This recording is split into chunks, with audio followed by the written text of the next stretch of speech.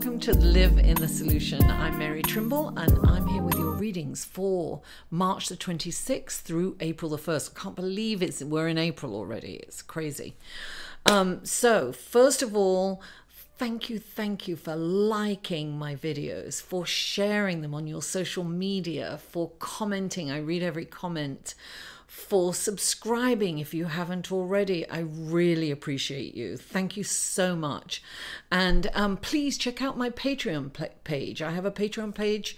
The link will be below, and it'll also be on my YouTube channel, and just check it out. It's another way to just support me, and I want to thank my patrons. I just started it a week or so ago, and it's just thank you. Now, I just wanted to do a little astrological report first. Also, personal readings are below. These are for general readings. They're for your sun, moon, and rising. You'll find those links to the other videos down below, so you can click on your sun, moon, and rising. And I will put a timeline if you're checking out more than one video, where to skip this intro, because I'll put this intro on everything. So the big news is the full moon in Libra on the 31st. Now, this is a blue moon. We call it a blue moon. That's how it comes, once in a blue, right? Once in a blue moon. It's usually every 2.5 years, but we actually had one in January. But we didn't have only because we didn't have a full moon in February, because it was 28 days. It was too short. So we have 2 full moons, and the second moon is not really blue. It's just called a blue moon. Anyway, enough about that. Let's go to astrology. So this very powerful full moon is in Libra. Now, Libra is about love. It's about relationship. It's about harmony. It's no conflict. It wants to be balanced, and that's wonderful, right? Yes. But at the same time, the Sun and Mercury, which is retrograde, is opposing it, and that's in Aries. And also we have Mars in Capricorn and Saturn opposing it too. So there's this, there's Leo. There's the full moon in Libra out there on its own, trying to balance all this energy, and it's going to be a little challenging. Now, so they're all challenging aspects. Now, the thing that's going to save us somewhat is that, okay, the Sun is about, your identity, me, shining on me, right? And Mercury is about communication. But Mercury is retrograde, so when a planet's going forward, it's about what you project outward, right? So when it's retrograde, it's about going in. So, with this Mars energy, we're going to want to we'll perhaps, say something really fast without thinking. So with Mercury in retrograde, it might slow it down a bit. Also with Saturn there. Saturn, Mars is about action, moving forward really fast, and Saturn's about no, slow, stop, and may even put blocks in place to slow you down, right? It's known as the planet of accidents. Sometimes it's just to slow you, stop. You need to slow down. It's the planet of teaching lessons, right? So it's a dynamic energy that's happening this week. And if we look, full moons are usually a culmination, right? It can be the ending of something. It can be, releasing relationships. It can be releasing behaviors that aren't working for us anymore. It can be releasing the way we react or respond, or releasing friendships. It can be about forgiveness. It can be about healing. It's a good time to kind of reflect and to go in and see what no longer works for us anymore. That's what a full moon is really good for. And also it can be the culmination and, you know, the blossoming of something that you've really worked hard on. And it could be the culmination of all that. You know, your intentions at the first moon, right? At the new moon, go back and see what your intentions were. That's why I always write mine down and see if anything's come to fruition. It's really interesting, really is, to do that. Now, what else is going on? I have to put my glasses on and look at my notes for this. Yes, it can be very emotional and sensitive for some people. Of course, that's the new moon, right? We could be extremely sensitive when somebody says something, and we could really be hurt by it. So it's important to really think before we speak, like bite your tongue. You know, take a deep breath in. Think about what you're going to say. And also what you can say, what you say may be misconstrued.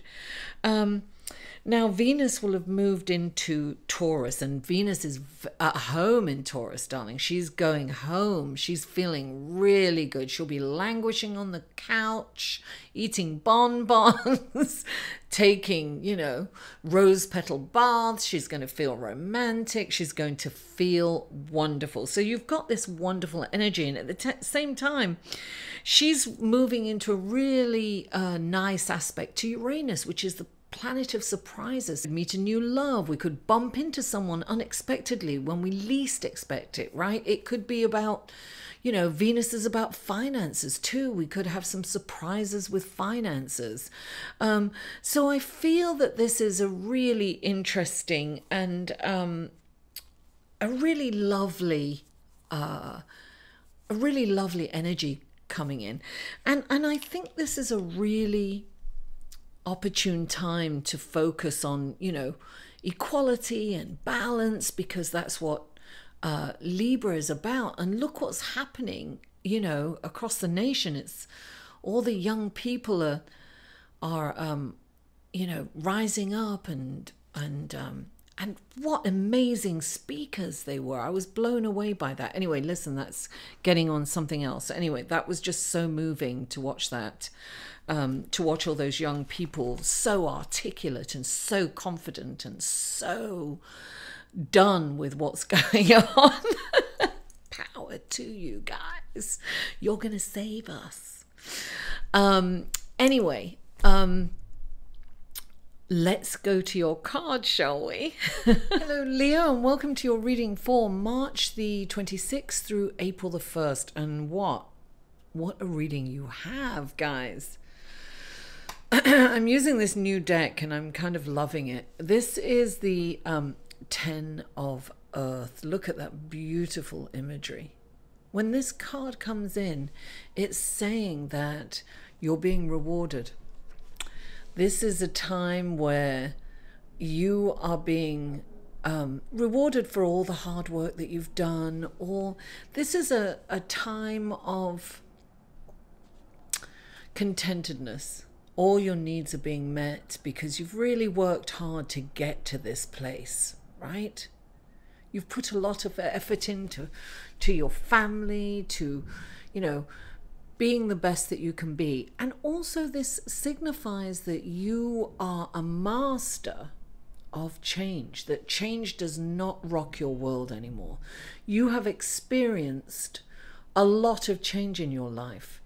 And you have come to the understanding that change is not necessarily a bad thing, and it doesn't knock you off your feet, so to speak. So you are steady, and you have your feet firmly planted on the ground. You are grounded, and you know that life is, look, the only guarantee in life is change, right? That's it. And you are completely aware of this, and you're very comfortable with change at this time in your life. And look, this is about being rewarded for that. It's about when we have that peace inside, and when we know that change is inevitable, we're not in fear of it anymore. This is where you've dropped the fear, right? And so now you are happy. You are contented with life. And look, because of that, you have the Wheel of Fortune turning in your direction. This means that things are just, honestly, this reading's beautiful, Leo. And I have a Leo rising. My signature sign is Leo, so I'm very happy about this. Excuse me. The next card we have, I see change happening, but a really, really auspicious and great change for you, because the next reading we have is the Union card.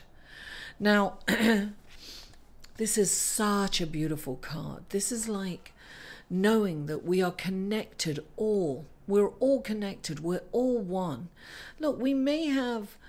okay, so we're born this whole and perfect soul, right? Knowing our connection to everything and everyone.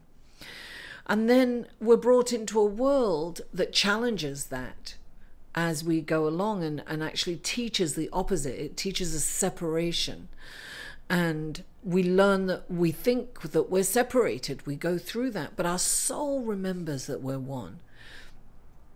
And that we need to get back to that oneness, to that wholeness. Look at that beautiful, beautiful imagery, right? We are connected to the planet. We're connected to nature. We're connected to each other. Now, the two main tribes, because we're separated into tribes, right? When we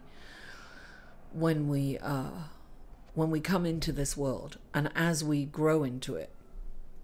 And the two main tribes are religion and science. And religion is based on fact and logic and... science is based on fact and logic.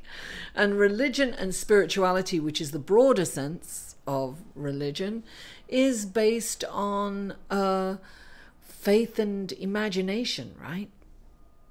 Myth. They can coexist. These, I mean, really, when you think about it and you really break it down, both science and religion and spirituality is based on theory, right? So we can bring them together. And actually, spirituality originally came out of science, right? It was the study of science. There is a commonality there. And we have to look at our... similarities as opposed to our differences. You know, there was a conversation on Facebook the other day and somebody came in against a post, right?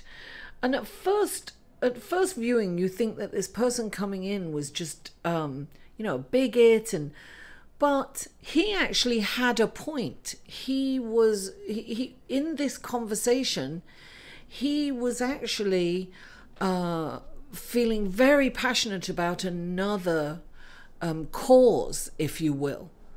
And so he wasn't really against the cause that was happening, but he was against how that cause came about. So as the conversation, it got very ugly at one point when they were told not to call each other names and when they were asked to look at their similarities. It was the most beautiful thing. They apologized to each other publicly. They understood the plight of each other. They understood that they were both passionate about their own causes. And it was just, I tell you what, I just got tingles as I took my dog out for a walk, and it was just beautiful. And I thought, that is humanity coming together, seeing our differences, not attacking each other because they don't agree with what we are, what we believe. We have to be open, because if we attack everyone that doesn't believe what we believe, that's fascism, right? That's not okay. We want to, our strength is in our diversity, and we should be able to have healthy debate without personally attacking each other. Right? Actually, that's diplomacy, isn't it? So that's what diplomats and that's what our leaders are supposed to be like. I'm not going there. Anyway, so this card is asking us to connect with everything. remember that we are all one. We are all on this journey. We are spiritual souls on this physical journey, and we're supposed to embrace the physical and the spiritual aspect of it. We're supposed to see, the differences. We're supposed to experience everything that we can experience. But let's do it with kindness and compassion. And in order to get to this and remember our connection with all and one, we need to meditate, guys. That's my message every time. It's always about meditation. Now, this lovely card came in to clarify it, and it's this beautiful, exciting change. There's a butterfly. It's about changing. It's about this. It's about the spark of a fire. It's the start of something, and we are seeing that start. We're all coming together. Even, I'm going to mention the gun protest, because even people who believe in the Second Amendment are against these rapid fire weapons. So everyone's coming together in some people want to completely eradicate it. Some people don't want anything eradicated, but most want those rifles off the planet. Most people do.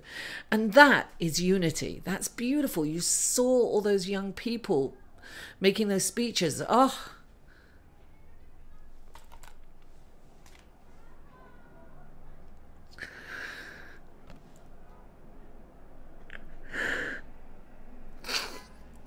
crying. God, crying is so ugly.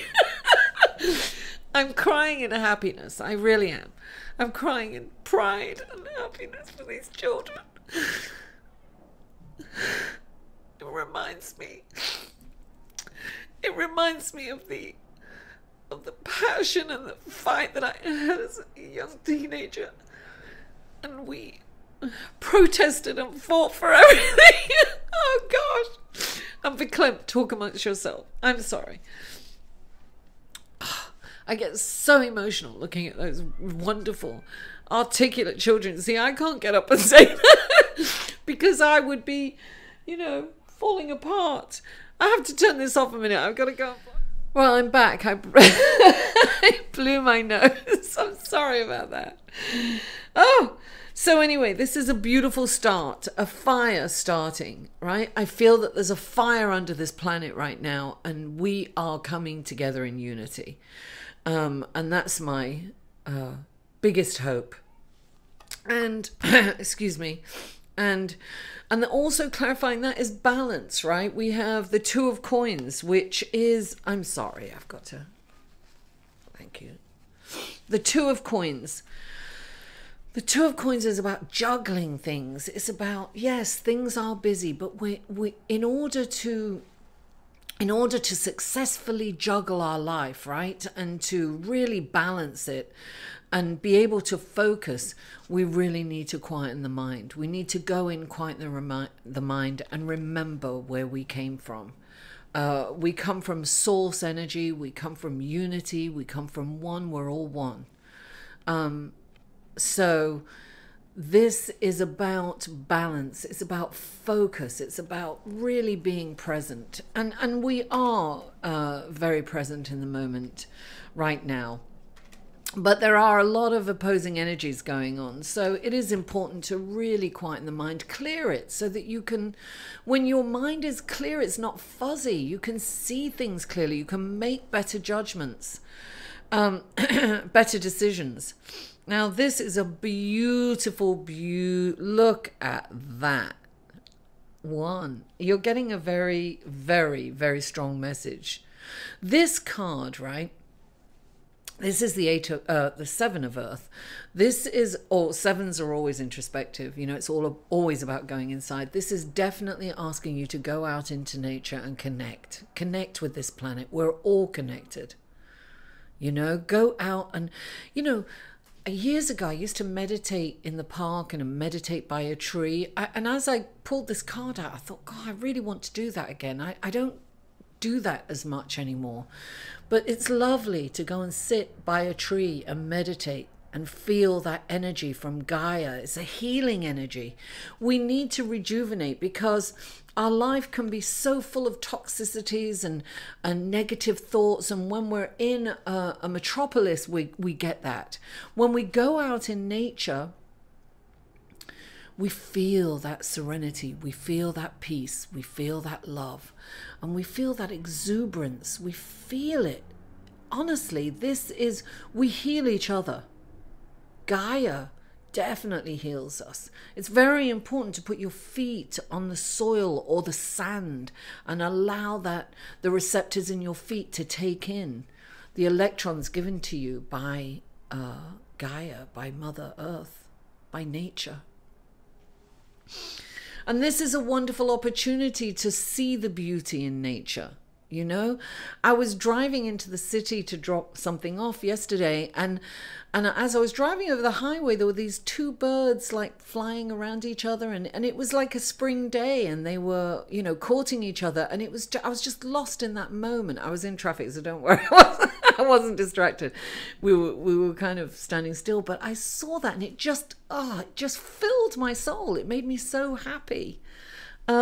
So that's beautiful. Now look what's clarifying it. The world. It's a very similar, a totally different deck, and it's a very similar card. Look how everything is connected in the world, right? You've got the lion, you've got the deer, you've got the human, you've got nature, you've got the tree, the essence of nature, and you've got the eagle, the world. This is a cyclical time. This is a wonderful time to change your direction, right? And change your direction doesn't mean that you have to this is being totally comfortable with change. This is about doing your life purpose. This is about tackling it. It's about starting it. It's about enhancing it. It's about moving forward. And this is a wonderful opportunity. The universe is supporting you on this wonderful change of direction. I see change here for you, but I see a very comfortable change because you're comfortable with change. You have this experience, this life experience. And this is a wonderful opportunity for you this week. Leo, I'm sorry for bubbling and crying. Thank you for tuning in. I love you all, and I'll see you next week. To inquire about or purchase any of Mary's services, please email Mary at liveinthesolution.com.